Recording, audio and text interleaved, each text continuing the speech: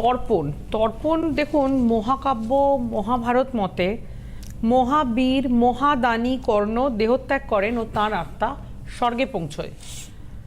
তখন তাকে খাদ্য হিসাবে স্বর্ণ রত্ন মূল্যবান বস্তু এই সমস্ত দেওয়া হয়। কর্ণ বিভ্রান্ত হন এবং তিনি যমরাজের কাছে তার সমস্যার কথা জানান ও জানতে চান যে এর কারণ কি। যমরাজ উত্তর দেন, মহাবীর কর্ণ, আপনি জীবদ্দশায় বহু দান করেছেন, আপনি দানবীর, সব রকম কিছু দান করেছেন, কিন্তু আপনি জীবদ্দশায় পূর্বপুরুষদের উদ্দেশ্যে কখনো তর্পণ করেননি। অ্যাকচুয়ালি এর একটি কারণ ছিল, কর্ণ মৃত্যুর পূর্ব মুহূর্ত অবধি জানতেন না যে কে তার পূর্বপুরুষ, সেই জন্যই তার পক্ষে তর্পণ করা সম্ভব ছিল না এবং তিনি তর্পণ করতে পারেননি।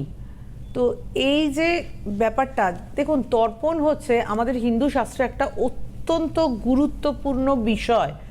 মনে করা হয় যে তর্পণ করে পিতৃপুরুষের আত্মা তারা শান্তি পান, তারা অন্য লোকে যেতে পারেন।